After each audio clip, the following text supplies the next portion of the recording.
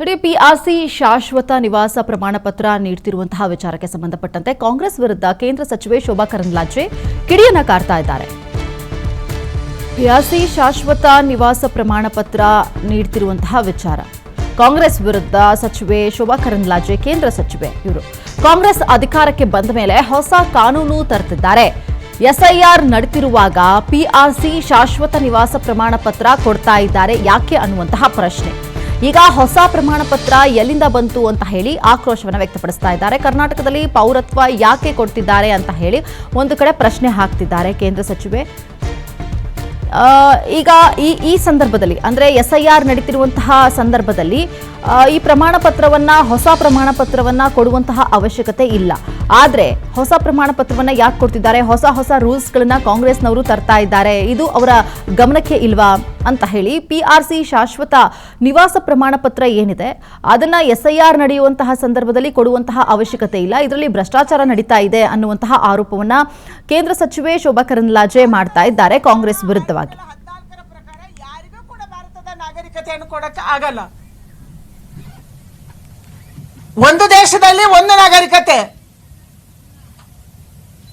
ಒಂದು ದೇಶದಲ್ಲಿ ಒಂದು ಸಿಟಿಜನ್ಶಿಪ್. ಅಂದ್ರೆ ನೀವು ಪೌರತ್ವದ ಇಡೀ ವ್ಯವಸ್ಥೆಯನ್ನು ಹಾಳು ಮಾಡಕ್ಕೆ ರಾಜ್ಯ ಸರ್ಕಾರ ಹೊರಟಿದೆ. ನಿಮ್ಮ ಉದ್ದೇಶ ಒಂದೇ, ನಿಮ್ಗೆ ವೋಟ್ ಬ್ಯಾಂಕ್. ಎಸ್ಆರ್ ನಡೀತಾ ಇರುವಾಗಲೇ ಇದನ್ನು ಮಾಡಿರುವಂತ ಉದ್ದೇಶನೇ ಯಾವ ಇಲ್ಲಿಗಲ್ ವೋಟರ್ಸ್ ಅನ್ನ ನೀವು ಬಾಂಗ್ಲಾದೇಶದಿಂದ ವೆಸ್ಟ್ ಬೆಂಗಾಲ್ ಮೂಲಕ ಕರ್ಕೊಂಡು ಬಂದಿದ್ರಿ ಇಷ್ಟು ವರ್ಷಗಳ ಕಾಲ, ಕಳೆದ 20-25 ವರ್ಷಗಳ ಕಾಲ. ಅವರನ್ನ ಈ ರಾಜ್ಯದ ನಾಗರಿಕರು, ಈ ದೇಶದ ನಾಗರಿಕರು ಮಾಡಕ್ಕೆ ನೀವು ಹೊರಟಿದ್ದೀರಿ. ಅವರಿಗೆ ಪೌರತ್ವ ಕೊಡಕ್ಕೆ ಹೊರಟಿದ್ದೀರಿ. ಈ ರಾಜ್ಯದ ಜನ ಎಚ್ಚರ ವಹಿಸಬೇಕಾದ್ದು. ನಾನು ಇಲ್ಲಿರುವಂತ ಮುಸಲ್ಮಾನ ಬಂಧುಗಳಿಗೆ ಕೂಡ ವಿನಂತಿ ಮಾಡ್ತೀನಿ, ಯಾರು ಕರ್ನಾಟಕದ ನಾಗರಿಕರಿದ್ದೀರಿ, ಯಾರು ಕರ್ನಾಟಕದ ಪ್ರಜೆಗಳಿದ್ದೀರಿ, ನಿಮ್ಮ ಹಕ್ಕನ್ನು ಕೂಡ ಅವ್ರು ಕಿತ್ಕೊಳ್ಳೋರಿದ್ದಾರೆ. ಅವ್ರಿಗೇನು ಕೊಡ್ತಾ ಇದ್ದಾರೆ?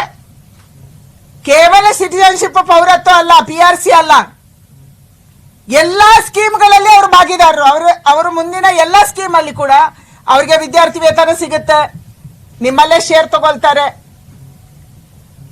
ಅವರಿಗೆ ಬೇರೆ ಬೇರೆ ಸ್ಕೀಮ್ ಅಲ್ಲಿ, ಅದು ಭಾಗ್ಯಲಕ್ಷ್ಮಿ ಇರ್ಬೋದು, ಅದು ಗೃಹಲಕ್ಷ್ಮಿ ಇರ್ಬೋದು, ಅದು ಯಾವುದೇ ಇರ್ಬೋದು, ಹಾಸ್ಟೆಲ್ಗಳಿರ್ಬೋದು, ಇದನ್ನು ಕೂಡ ಅವರ ಜೊತೆ ಶೇರ್ ಮಾಡೋದಕ್ಕೆ ಈ ಸರ್ಕಾರ ಇವತ್ತು ಮುಂದೆ ಬಂದಿದೆ.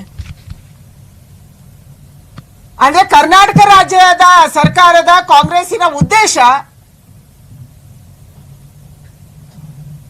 ಇಲ್ಲೀಗಲ್ಗಳನ್ನ ಲೀಗಲೈಸ್ ಮಾಡುವುದು,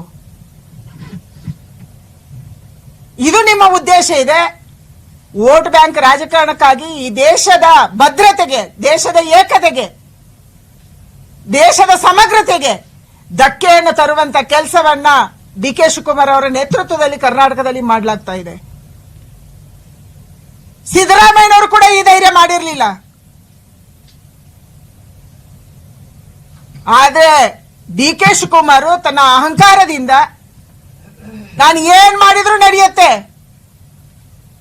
ಹೈಕಮಾಂಡ್ ನನ್ನ ಜೊತೆಗಿದೆ, ಇಲ್ಲಿ ನಮ್ಮ ಜೊತೆಗಿದ್ದಾರೆ ಅನ್ನುವಂತ ದುರಹಂಕಾರದಿಂದ ಇವತ್ತು ಭಾರತದ ಇಡೀ ಡೆಮೋಗ್ರಫಿಯನ್ನ ಚೇಂಜ್ ಮಾಡುವಂತ, ಬದಲಾಯಿಸುವಂತ, ಅದಕ್ಕೆ ಧಕ್ಕೆ ತರುವಂತ, ಅದಕ್ಕೆ ಆತಂಕ ತರುವಂತ ದೇಶದ್ರೋಹದ ಕೆಲಸವನ್ನ ನೀವು ಮಾಡ್ತಾ ಇದ್ದೀರಿ. ನೆನಪಿರ್ಲಿ ನಿಮ್ಗೆ, ದೇಶದ್ರೋಹದ ಕೆಲಸ.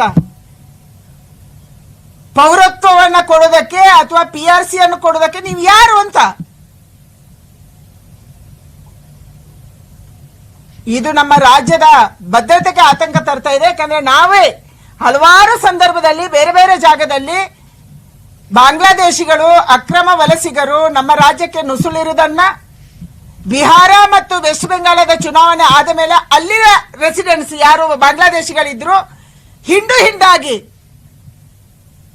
ರೈಲುಗಳಲ್ಲಿ ಬೇರೆ ಬೇರೆ ಸಾಧನಗಳಲ್ಲಿ ಕರ್ನಾಟಕ ರೀಚ್ ಆಗಿರುವುದನ್ನ ನಾವು ಪತ್ತೆ ಮಾಡಿದೀವಿ.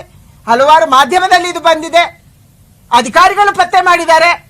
ಅದಾದ ಮೇಲೆ ಕೂಡ ದೇಶದ ಭದ್ರತೆಗೆ ರಿಸ್ಕ್ ತರುವಂತ ಕೆಲಸವನ್ನು ನೀವು ಮಾಡ್ತಾ ಇದ್ದೀರಿ. ನಿಮ್ಮ ಉದ್ದೇಶ ಒಂದೇ, ಅಕ್ರಮ ವಲಸಿಗರನ್ನ ವೋಟರ್ ಲಿಸ್ಟ್ ಅಲ್ಲಿ ಸೇರಿಸಿದ್ದು, ಅವರಿಗೆ ಸ್ಕೀಮ್ಗಳನ್ನು ಕೊಡೋದು. ನಿಮ್ಗೆ ಕರ್ನಾಟಕದ ನಾಗರಿಕರು ಬೇಕಿಲ್ಲ, ನಿಮ್ಗೆ ಬಹುಸಂಖ್ಯಾತರು ಬೇಕಿಲ್ಲ. ಇವತ್ತು ಮದ್ರಾಸದಲ್ಲಿ, ಮಸೀದಿಗಳಲ್ಲಿ, ಶಾಲೆಗಳಲ್ಲಿ ಒಂದು ಜಾಗದಲ್ಲಿ ವೋಟರ್ ಲಿಸ್ಟ್ಗೆ ಸೇರ್ಪಡೆ ಮಾಡಿರುವಂತ ಉದ್ದೇಶ ಇದೆ. ನಿನ್ನ 50 ರೂಪಾಯಿ ತಗೊಂಡು ಎನ್ಯುಮರೇಷನ್ ಫಾರ್ಮ್ ಕೊಡ್ತಾರಂದ್ರೆ ಇಲ್ಲಿದೆ. ಗೋವಿಂದರಾಜನಗರದ ಒಂದು ವರದಿ ಏನಿದೆ ಇದರಲ್ಲಿ? ರಾತ್ರಿ 518 ವೋಟ್ ಇದೆ, ಬೆಳಗಿನ ಜಾವದ 650 ಆಗುತ್ತೆ. ಇನ್ನು ಕೆಲವು ಕಡೆ ನಮ್ಮವರನ್ನ ಕಿತ್ತಾಕ್ತಾರೆ. ಅಂದ್ರೆ ಸಂಜೆ 700 ವೋಟ್ ಇರುತ್ತೆ, ಬೆಳಿಗ್ಗೆ ಆಗುವಾಗ ಅದು 500 ಆಗಿರುತ್ತೆ. ಯಾರು? ನಿಮ್ದು ಆಯ್ತು, ನಿಮ್ಮ ಮಸೀದಿಗಳಲ್ಲಿ ಮದ್ರಾಸಗಳಲ್ಲಿ ಕೆಲಸ ಮುಗಿಯಿತು.